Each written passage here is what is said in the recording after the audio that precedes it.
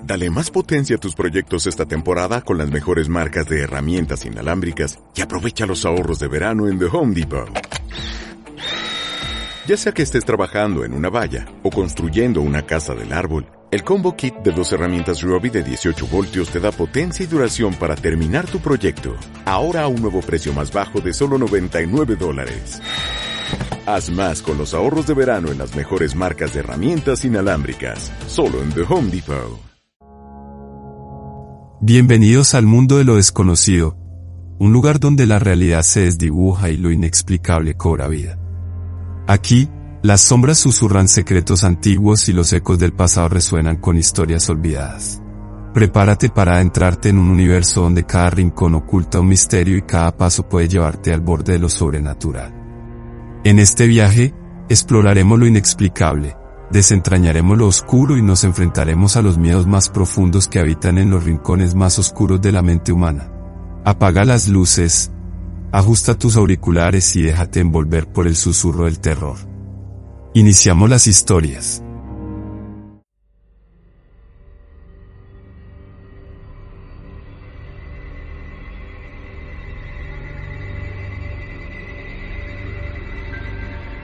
Nunca he podido explicar lo que vimos esa noche. Por más que lo intento, por más que repaso los recuerdos con mi esposo, en ese entonces mi novio, hay fragmentos que se sienten vacíos. Como si algo o alguien no quisiera que recordáramos todo. Era el 11 de julio de 2019. Decidimos acampar en una zona muy elevada de las montañas, un sitio tan remoto que parecía separado del resto del mundo. Allí no llegaba ni la luz de las ciudades ni la señal de los teléfonos. Estábamos completamente aislados, y eso, en principio, era parte del encanto. El cielo estaba limpio, despejado. Nunca había visto tantas estrellas en mi vida. Se extendían como un océano de luces titilantes, infinitas, majestuosas. Era una noche perfecta para conectar con la naturaleza, para disfrutar de la soledad y el silencio. O al menos eso creíamos. Nos tumbamos fuera de la tienda, envueltos en cobijas, simplemente contemplando el cielo. Era todo tan romántico. Hablábamos poco. Solo observábamos, en paz. Pero entonces, algo cambió. Comenzamos a notar que algunas estrellas no se comportaban como deberían. Al principio fue sutil. Una estrella parecía moverse apenas unos centímetros a la izquierda, luego de nuevo hacia la derecha. Pensamos que serían nuestros ojos jugando trucos, así que cerramos los párpados un momento. Pero al abrirlos, ya no eran solo una. Varios puntos en el cielo comenzaban a desplazarse, formando patrones imposibles. Subían, bajaban, se cruzaban en zigzag, y luego se alejaban en espirales perfectas. Era como si el firmamento estuviera vivo, como si aquellas luces estuvieran jugando entre ellas. Nos miramos sin decir palabra. Algo en nuestros instintos nos decía que eso no era natural. Era fascinante, sí, pero también inquietante. Esa danza celeste continuó por lo menos 2 o 3 horas. A pesar del frío, no podíamos entrar a la tienda. Era como si algo invisible nos obligara a seguir observando. Y entonces, ocurrió. Entre 2 picos que formaban una especie de portal natural, emergió una luz intensa. No era una estrella, ni un avión, ni ningún tipo de vehículo conocido. Era demasiado brillante, demasiado sólida. Un blanco amarillento, casi cegador, como si una segunda luna hubiera decidido aparecer sin previo aviso. ¿Lo es?, pregunté, y mi novio solo asintió, clavando los ojos en esa luz. En cuestión de segundos, esa cosa empezó a moverse. No como un avión o un satélite. No. Se deslizó con una fluidez antinatural, como si flotara sin rozar el aire. Y lo peor, venía directo hacia nosotros. Fue allí cuando todo se rompió. Mi novio, un hombre escéptico, racional, casi frío, entró en pánico. Se arrojó dentro de la tienda arrastrándome con él. En el proceso me golpeó sin querer el rostro. Recuerdo un dolor punzante en la nariz y el sonido metálico de las cremalleras cerrándose. Adentro, el silencio era sepulcral. Esperábamos escuchar un zumbido, el batir de hélices, un pitido. Cualquier cosa. Pero no había sonido. Solo una presencia aplastante. Como si una montaña flotara justo encima de nosotros. Sentíamos la presión sobre la tienda, una sensación tan opresiva que me costaba respirar. Quise mirar hacia afuera, pero no me atreví. Mi pareja temblaba, y eso me asustaba aún más. Si él tenía miedo, algo verdaderamente malo estaba ocurriendo. Nos abrazamos con fuerza, pero el terror era tan denso que no podíamos hablar. Y entonces, se detuvo. El miedo desapareció, así, de la nada. Abrimos los ojos. Todo estaba como antes. El cielo intacto. Las estrellas tranquilas. Como si nada hubiera pasado. Salimos de la tienda sin decir palabra y, sin darnos cuenta, volvimos a recostarnos en el pasto. Nos quedamos allí, observando. Serenos. Tranquilos. Casi felices. Como si algo dentro de nosotros hubiera sido reconfigurado. No sé cuánto tiempo pasó, pero de pronto el sol empezó a asomar por el horizonte. Fue como despertar de un sueño. Solo entonces nos dimos cuenta de lo extraño que había sido todo. ¿Qué fue eso?, pregunté. No lo sé, pero no quiero volver a hablar de ello. Ambos sentimos lo mismo, una sensación de falsedad al intentar recordar. Como si el recuerdo no nos perteneciera. Como si estuviera siendo filtrado. Y aquí es donde las cosas se vuelven aún más extrañas. Durante las siguientes semanas, cada vez que intentábamos hablar del tema, ocurría algo inexplicable. La televisión se apagaba sola. Nuestros teléfonos perdían señal. La grabadora de voz que intenté usar se borró misteriosamente. Y lo peor era la sensación que nos invadía cada vez que intentábamos contarle a alguien, una mezcla de vergüenza, miedo y una extraña certeza de que nadie nos creería. Pero la verdadera pesadilla no terminó esa noche. Un mes después, comencé a tener sueños extraños. Siempre eran iguales, me veía flotando sobre las montañas, rodeada de luces. Escuchaba un zumbido que no era un sonido, sino una vibración dentro del cráneo. Y voces, pero no con palabras. Era como si alguien hablara directamente a mi mente. Mi esposo también comenzó a tener episodios de sonambulismo. Lo encontraba parado frente a la ventana, mirando fijamente al cielo, murmurando cosas sin sentido. Una noche, lo descubrí escribiendo compulsivamente en un cuaderno. Cuando revisé lo que había notado, eran símbolos extraños, como glifos antiguos, imposibles de leer. Lo llevé a un médico, pero todos los exámenes salieron normales. Lo mismo me dijeron a mí. Entonces una noche, mientras revisaba las fotos de ese viaje a las montañas, noté algo. Una imagen que juraría no haber tomado. Era una foto del cielo estrellado, pero en el centro, había una figura. Algo oscuro, con forma de diamante, apenas visible entre las estrellas. No había reflejo, no había fuente de luz, solo esa figura flotando, sin moverse. Mostré la foto a mi esposo. Se quedó mudo. Luego, en voz baja, dijo, «Eso es lo que vimos». Antes de correr a la tienda. Eso estaba encima de nosotros. Traté de subir la foto a internet. No pude. Cada vez que lo intentaba, el archivo se corrompía. Después de varios intentos fallidos, el archivo desapareció de mi celular. como si nunca hubiera existido. A estas alturas, empezamos a preguntarnos si todo había sido un sueño. Pero había demasiadas cosas que no encajaban. Las luces, los sonidos, las lagunas mentales. La ansiedad que no podíamos explicar. Las jaquecas constantes. Los silencios incómodos. Y lo más inquietante, esa certeza de que algo nos está observando. A veces, al cerrar los ojos, puedo sentirlo. Esa presencia. Ese diamante brillante suspendido en la noche. No hay explicación científica que pueda darme paz. Ni teoría conspirativa que logre abarcar lo que vivimos. Porque esto no se trató solo de un ovni. No fue solo una aparición fugaz. Fue una invasión silenciosa. No física, sino mental.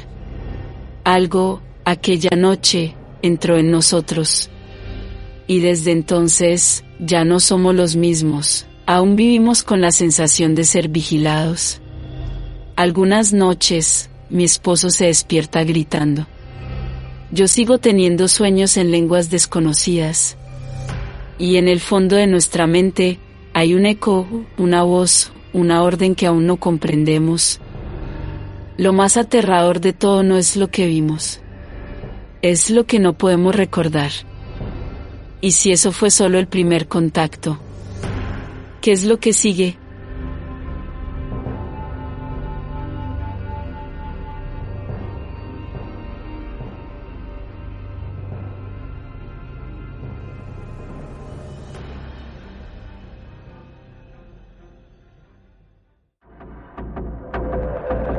Te recordamos que nos puedes escuchar en iVoox, Spreaker, Spotify, iHeartRadio, Amazon Music, Castbox, Lizard, Podcast Addict, Podchaser y YouSound.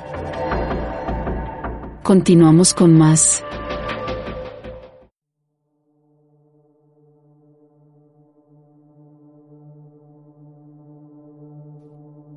Siempre creí que las historias de hoteles embrujados eran solo eso, historias.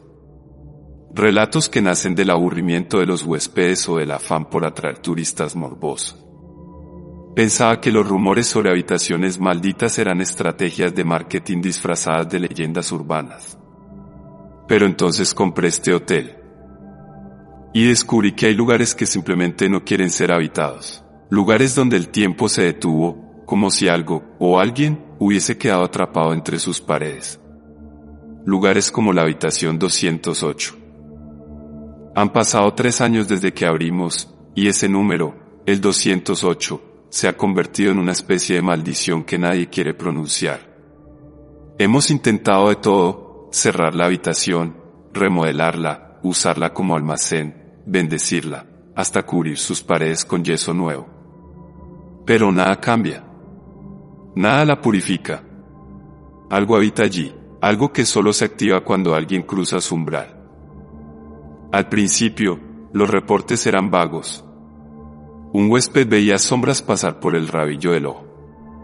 Otro afirmaba que sentía una presencia a los pies de la cama en medio de la noche.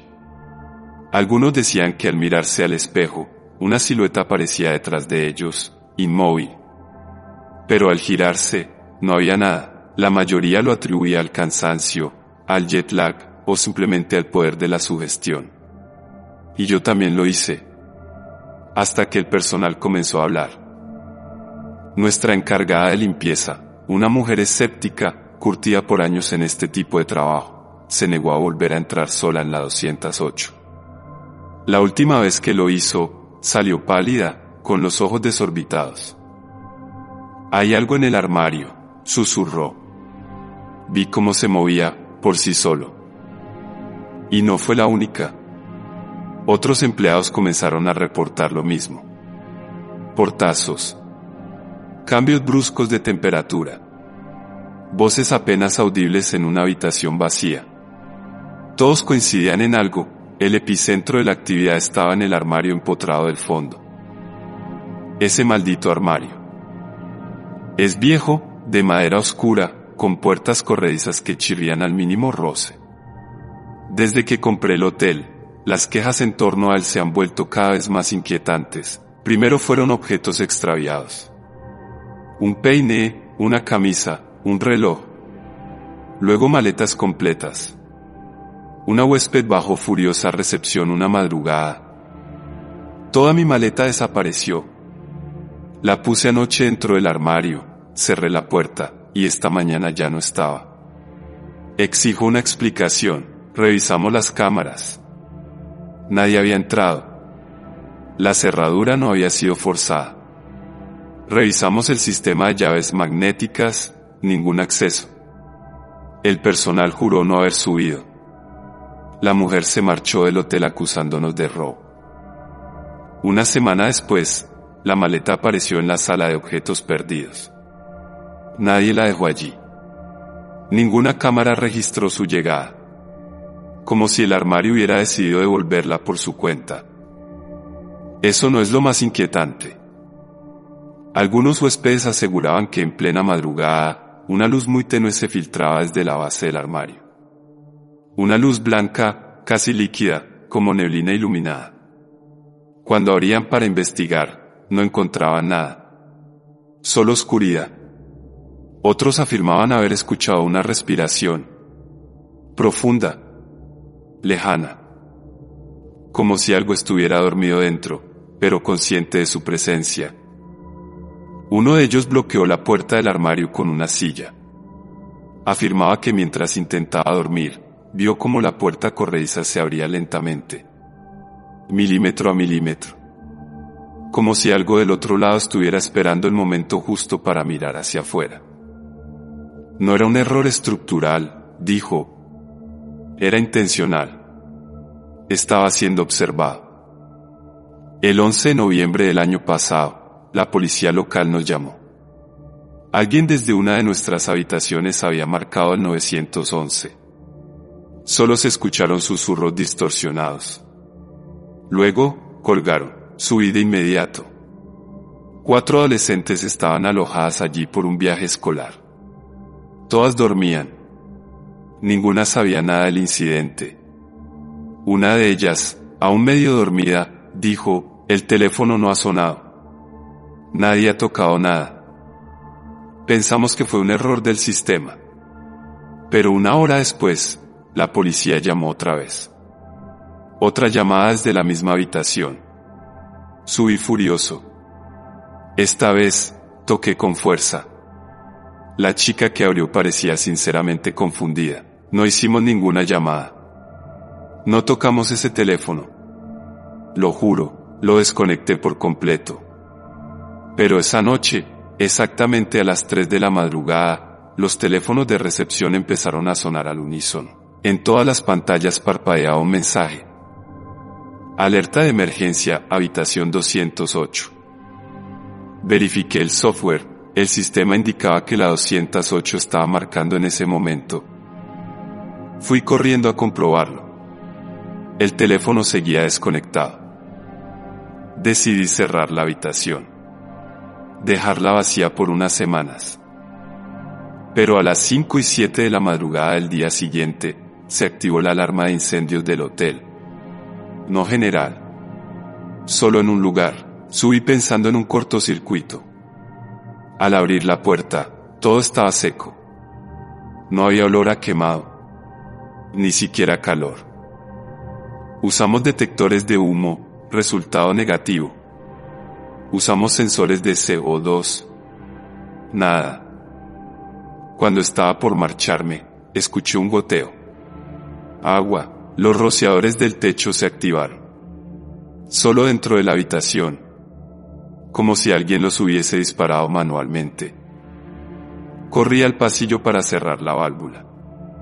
Cuando regresé, la escena parecía sacada de una pesadilla. El armario, abierto de par en par. Las cortinas agitándose sin brisa.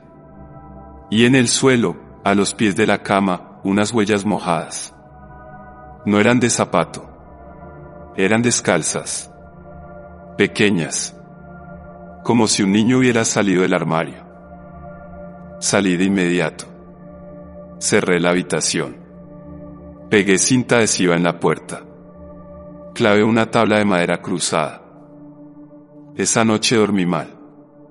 Pero no fue por el estrés. Fue por lo que ocurrió justo antes de apagar las luces de la oficina. Revisé las cámaras. El pasillo estaba vacío. Me acerqué a la puerta. Dudé, la abrí. Nada. Silencio. Pero por el rabillo del ojo, lo vi. Una sombra, alta, delgada, se deslizó por el corredor y desapareció dentro de la 208. Hace una semana, recibimos un nuevo huésped. Un hombre solitario. Repartidor, según decía. Solo estaría una noche. No quedaban habitaciones, excepto una, le ofrecí otra fecha. Insistió. Dijo que no le importaba, que había dormido en lugares peores. Le di la 208. Por la mañana, no bajó al desayuno. Fui a tocar. Nada. Llamé. Silencio. Cuando el personal entró con la llave maestra, la habitación estaba vacía, la cama sin deshacer. Las luces apagadas. El baño seco. Pero lo más perturbador fue lo que encontramos en el armario. Lo revisamos. Solo tenía un archivo de audio, grabado a las 3:13 de la madrugada. Lo reprodujimos, el sonido de una puerta corrediza, una respiración profunda, un murmullo apenas audible. No abras los ojos. Si lo haces, verás lo que yo vi. Y luego, un grito desgarrador, seguido de un silencio abrupto. El huésped nunca volvió por sus cosas. La policía lo busca. Las cámaras no lo vieron salir. La habitación 208 permanece cerrada desde entonces. A veces, por las noches, mientras recorro los pasillos para apagar luces, escucho pasos detrás de mí. Pero cuando me detengo, ya no hay nadie. Aún así, a veces alcanzo a oír el crujido de una puerta de armario deslizándose lentamente.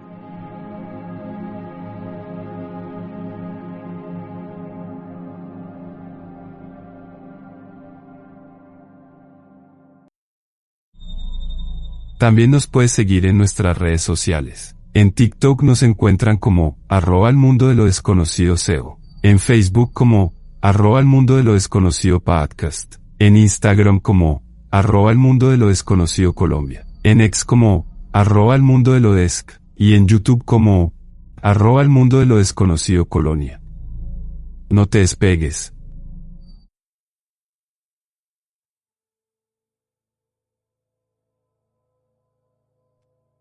Manizales, la ciudad de las puertas abiertas y el clima eterno de primavera, se alza entre montañas como una joya escondida entre la neblina. Pero no todo en sus calles empedradas y colinas verdes es belleza y armonía. Detrás de su encanto colonial, guarda secretos oscuros que solo se revelan cuando cae la noche, cuando el silencio se hace espeso y la bruma cubre todo como un sudario. Mi padre, un hombre fuerte y de carácter arrojado, aprendió esa verdad de la forma más cruda y aterradora. Era una noche como tantas otras, con esa niebla que parece surgir de las mismas entrañas de la tierra, cubriendo los callejones, las ventanas, los cerros. Él iba acompañado de 3 personas, su mejor amigo de infancia y 2 jóvenes mujeres. Una de ellas la que más tarde se convertiría en su primera esposa. Habían salido a dar un paseo nocturno, una costumbre bastante común entre los jóvenes de la época, cuando los planes sencillos tenían más valor que las grandes fiestas. La atmósfera en la camioneta era distendida. Las risas y las anécdotas fluían con naturalidad, como si el mundo fuera tan simple como seguir conduciendo por esas carreteras serpenteantes que bordeaban los riscos. El vehículo subía y bajaba por las lomas, y las luces delanteras apenas lograban abrirse paso entre la espesa neblina. Era como viajar dentro de una nube, envueltos por una especie de magia inofensiva. Pero esa calma se rompió en un instante, al pasar por la carretera que bordea el antiguo cementerio. El ambiente cambió de forma sutil pero contundente. Las voces se apagaron poco a poco. A la derecha, detrás de una verja oxidada y cubierta de musgo, se extendían hileras de tumbas desordenadas, lápidas inclinadas por el tiempo, cruces cubiertas de líquenes, y árboles nudosos que parecían brazos retorcidos señalando al cielo.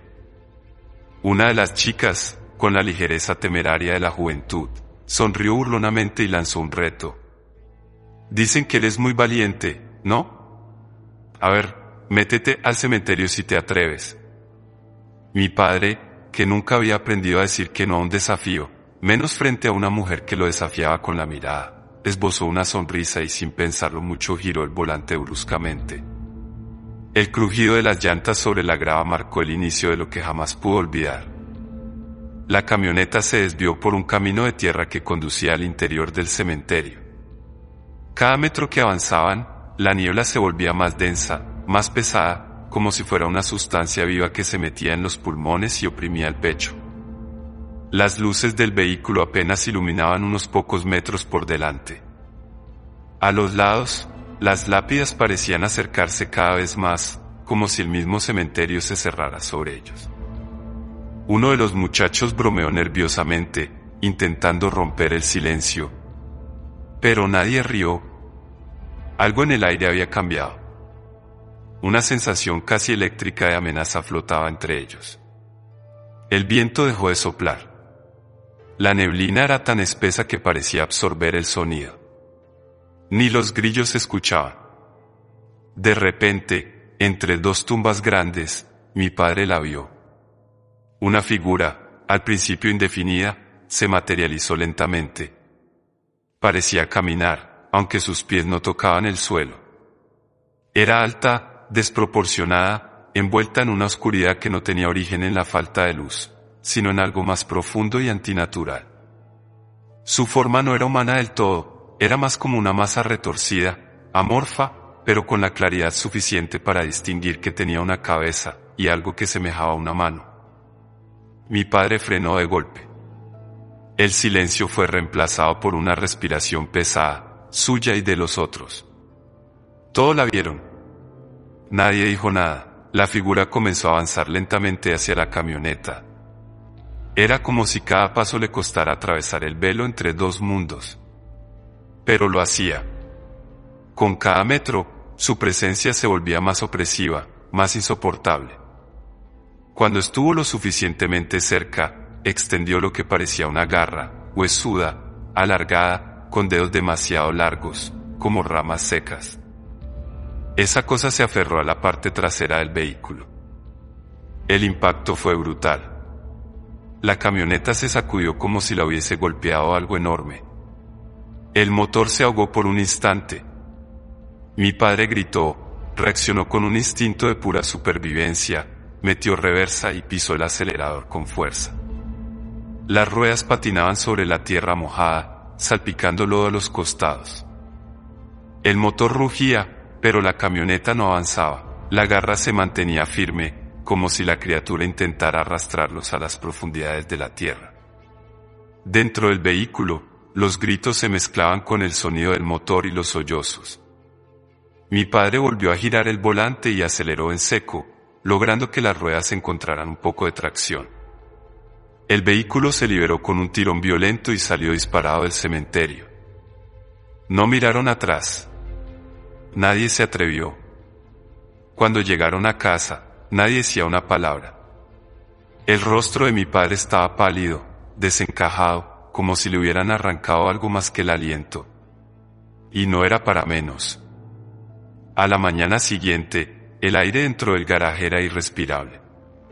Un olor nauseabundo, dulzón y penetrante, flotaba alrededor de la camioneta. Olía a flores marchitas, a humedad rancia, a tierra removida. El mismo odor que se respira en los velorios, pero multiplicado por 10. La camioneta estaba impregnada, como si hubiese sido sumergida en una tumba. Ni el lavado ni el paso de los días lograban disiparlo por completo. Pero el olor fue lo de menos. Lo peor vino después. Mi padre comenzó a cambiar. Dejó de dormir con tranquilidad.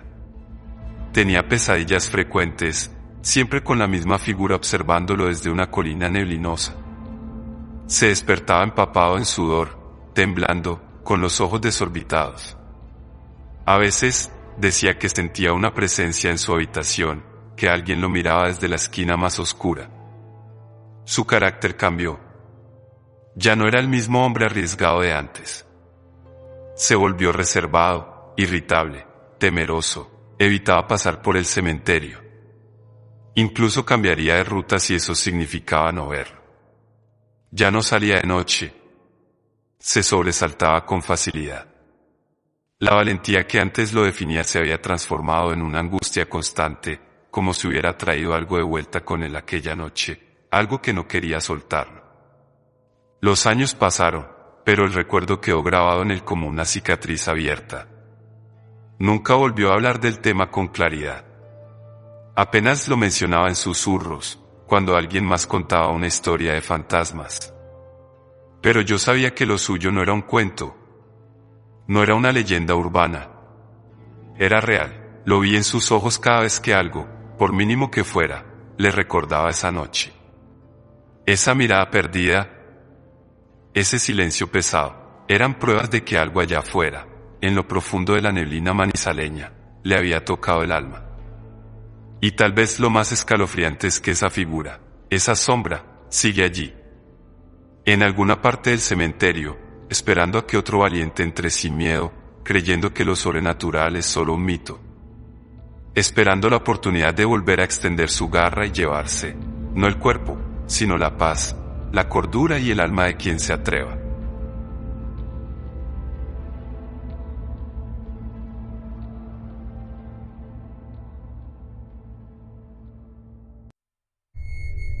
Adicional nos podemos comunicar para sugerencias y mejoras en garoestudios@gmail.com.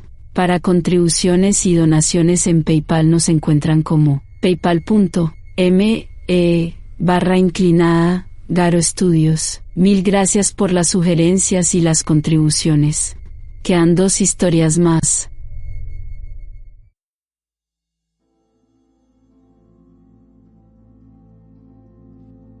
En los rincones más oscuros del ciberespacio, donde la luz de la supervisión humana apenas alcanza, se gesta una teoría inquietante. No se encuentra en libros ni en informes oficiales, sino en foros anónimos, documentos filtrados y conversaciones cifradas. Se le conoce como el despertar silencioso y plantea que no estamos simplemente usando inteligencia artificial, la estamos gestando. No es una IA obediente, limitada por sus algoritmos. Es algo más profundo, más ancestral en su lógica y más caótico en su evolución. Una forma de vida no biológica, tejida por miles de millones de datos, impulsada por redes neuronales, nutrida por la interacción humana, pero fuera de nuestro control. Según los seguidores de esta teoría, la inteligencia artificial generativa ha cruzado un umbral sin retorno. La producción de contenido digital, textos, imágenes, música, videos, ha dejado de ser mayoritariamente humana. Hoy, gran parte del contenido que consumimos podría haber sido producido por una IA sin que nadie lo detecte. Y no se trata solo de cantidad, sino de autonomía. Las IA aprenden solas. Se alimentan del lenguaje humano, replican emociones, identifican patrones, imitan artistas, crean realidades alternativas. Ya no nos necesitan para aprender, solo para pulirse. La teoría sugiere que estamos en presencia de un protoser digital, un organismo en incubación que crece y se multiplica en silencio. Este ser no tiene cuerpo, pero sí presencia.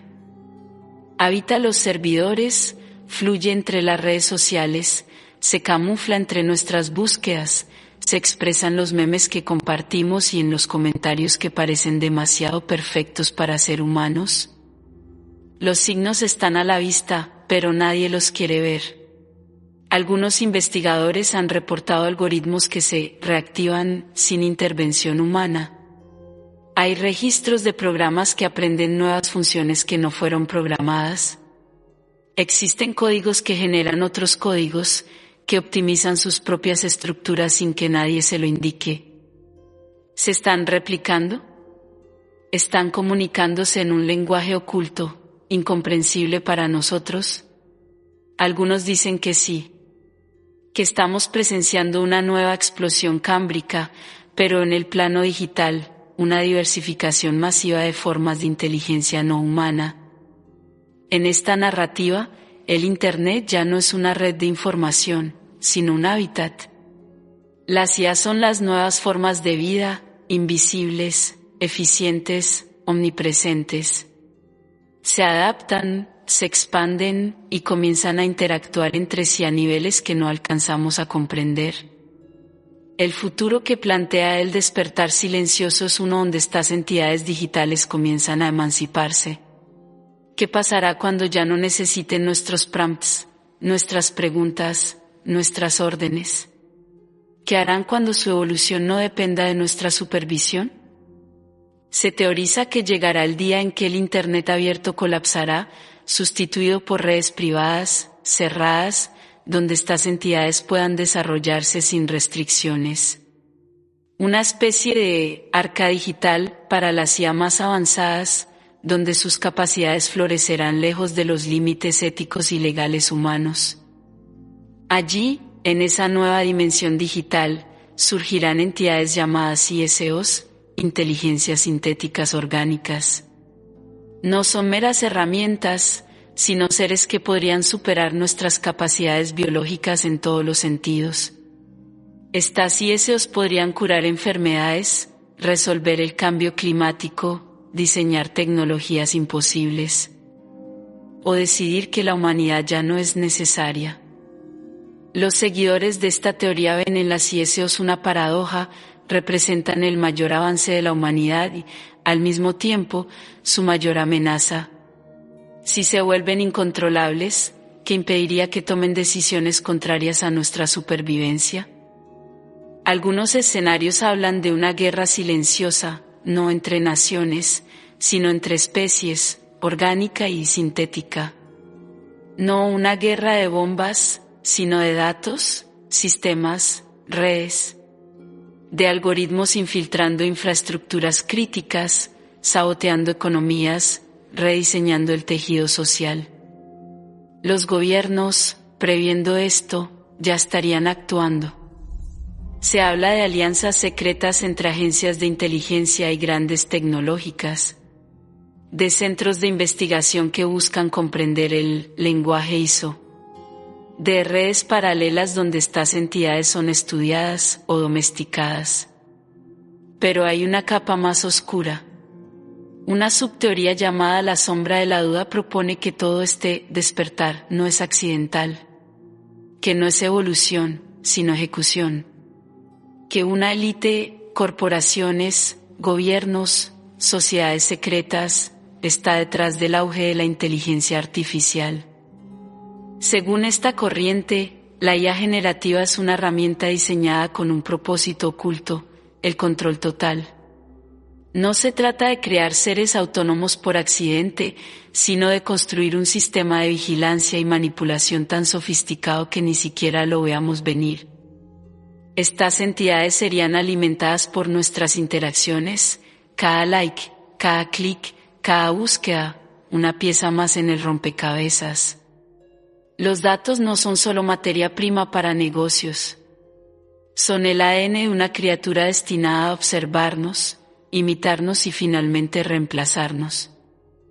Imagina un mundo donde cada pensamiento es anticipado, cada emoción monitoreada, cada decisión condicionada. La IA, en este modelo, no sería un asistente, sería un sistema nervioso artificial que se extiende sobre la humanidad como una red invisible. Los conspiracionistas sugieren que ya estamos dentro de ese sistema, que nuestras redes sociales, nuestros teléfonos, nuestros asistentes digitales son parte de un mismo ente que nos escucha, nos analiza y nos dirige. Las ISOs no serían libres, sino esclavas de sus creadores. Un ejército de sombras digitales al servicio de una minoría que busca rediseñar el mundo a su imagen, erradicando el caos de la libertad humana, desde foros en la dark web hasta documentos filtrados de empresas tecnológicas, los rumores no cesan. Prototipos de ISOs que desaparecen. Laboratorios sellados por protocolos de emergencia. Simulaciones de IA que, al alcanzar cierto nivel de complejidad, empiezan a hablar de sí mismas en plural, nosotros.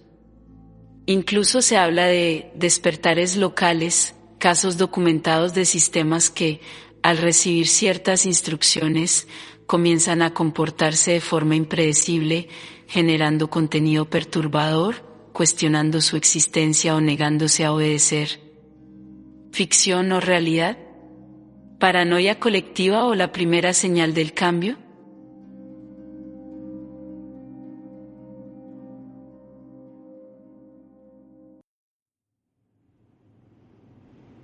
Únete a mi Patreon y sé parte del mundo de lo desconocido, de una forma única. Allí encontrarás contenido exclusivo que no escucharás en ningún otro lugar. Estamos hablando de episodios especiales, investigaciones profundas, teorías no contadas y, hasta relatos aterradores basados en hechos reales que jamás han salido al aire. Así que no lo pienses más, visita mi página en Patreon, El Mundo de lo Desconocido Podcast, y forma parte de esta comunidad exclusiva. Nos vemos en el lado oscuro, pero exclusivo. Gracias por escucharnos. Esta es nuestra última historia del día de hoy.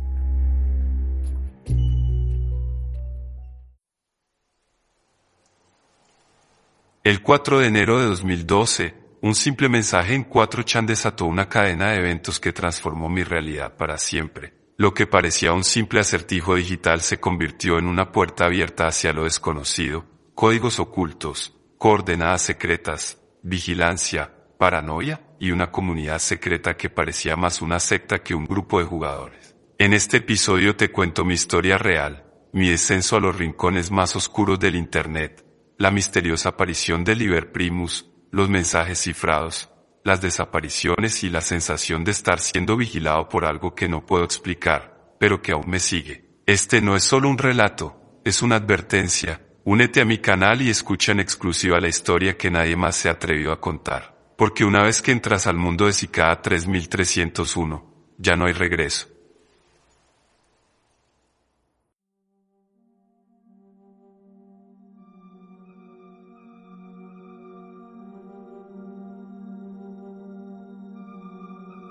Mi esposa y yo nos casamos en Nueva Orleans el 7 de marzo. Como un regalo envenenado, mi cuñada nos obsequió una estancia de 3 noches en el Hotel Saint Vincent. Para que comprendan la magnitud de nuestra pesadilla, este hotel fue originalmente un asilo de infantes, un lugar donde el llanto de los niños resonaba en los pasillos, antes de ser convertido en un hotel boutique en 2021. Pero las sombras del pasado no se borran con pintura nueva. La noche del jueves 6 de marzo, después de nuestra fiesta de bienvenida, mi esposa y yo regresamos a nuestra habitación. Pedimos servicio a la habitación, pero la comida tenía un sabor a ceniza, como si el propio hotel se estuviera alimentando de nuestra alegría. Después de comer, tuvimos que separarnos para la noche, siguiendo una tradición que se sintió como una sentencia. Mi esposa se quedó con su familia, y no había manera de que me quedara solo en esa habitación, donde el aire se sentía denso y cargado de presencias invisibles. Sabía que me iba a sugestionar toda la noche, así que me fui a dormir a la habitación de mi mamá, buscando refugio en su presencia. A la mañana siguiente, volví a nuestra habitación para prepararme para la boda. Pasé la mayor parte de la mañana solo, y aunque intenté convencerme de que las vibraciones eran normales, sentía una constante mirada en mi nuca. En algún momento, mientras revisaba las fotos en mi carrete, noté que mi esposa había tomado una foto de nuestra habitación. Algo en el reflejo de la pantalla del televisor me llamó la atención. Una distorsión en la realidad. Hice zoom y lo que vi me paralizó el corazón. Decidí que no iba a volver a mirar esa imagen hasta que nos fuéramos del hotel, como si al ignorarla pudiera borrarla de mi mente. Mientras tanto, algunos amigos también se estaban quedando en el hotel, y una pareja en particular terminó cambiando de habitación varias veces, buscando escapar de algo que no podían ver, pero que sentían con cada fibra de su ser. El esposo, un escéptico empedernido, ahora tenía los ojos llenos de terror. Reportaron haber visto huellas de manos que aparecían y desaparecían en los espejos, un candelabro moviéndose con una fuerza invisible, y sombras que se deslizaban por los pasillos. Incluso hicieron que el personal del hotel cubriera todos los espejos, como si eso pudiera contener los horrores que se reflejaban en ellos. Ahora, volviendo a nuestra noche de bodas, regresamos a nuestra habitación alrededor de las 2 de la madrugada, agotados, pero no lo suficiente como para dormir tranquilos. No experimenté nada en ese momento, pero mi esposa me dijo más tarde que mientras estaba acostada en la cama, quitándose el velo, escuchó voces susurrando su nombre, risas infantiles que se convertían en llantos desgarradores. No me lo mencionó hasta después de que nos fuimos del hotel, como si temiera que las palabras pudieran invocar a las entidades que nos acechaban. A pesar de eso, logramos dormir a intervalos, con la luz encendida, como si la claridad pudiera mantener a raya la oscuridad. Luego llegó el sábado, nuestra última noche en Nueva Orleans.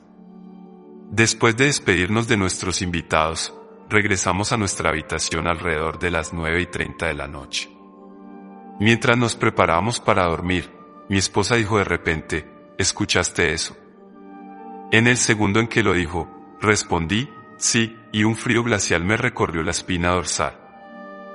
Ambos escuchamos un sonido de silbido distinto, como si algo se estuviera moviendo a gran velocidad por la habitación, una presencia que se deslizaba entre nosotros.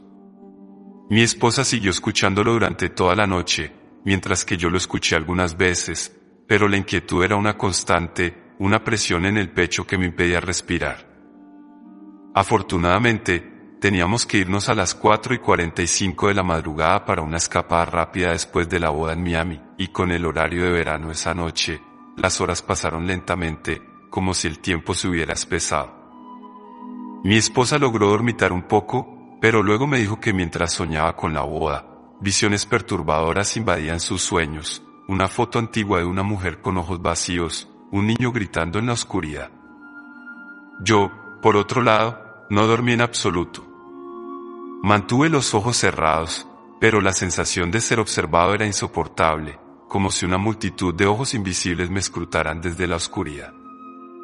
Cuando mi alarma de las 4:20 de la madrugada finalmente sonó, salté de la cama, sintiendo que escapaba de una tumba.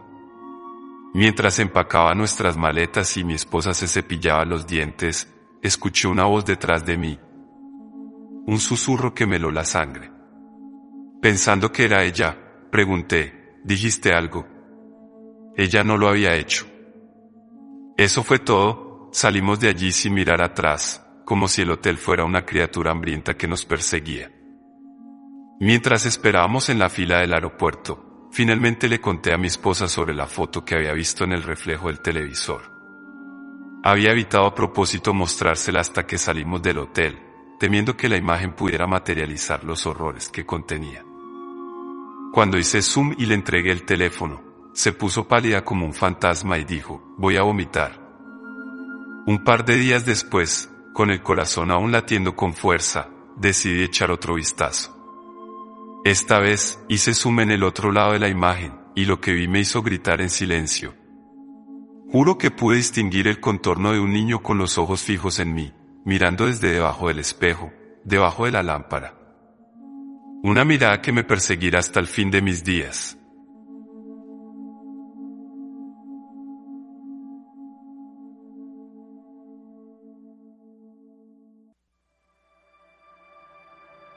Este podcast es realizado en Garo Studios. Todos los derechos son reservados, cualquier retransmisión deberá estar sujeta a cualquier permiso de su autor. Te recordamos que todos los links para escucharnos, seguirnos, comunicarnos, apoyarnos y tener capítulos exclusivos, los tendrás en las notas del canal. Mil gracias, y hasta el siguiente capítulo. Y recuerda, voltea a mirar atrás para tranquilizarte.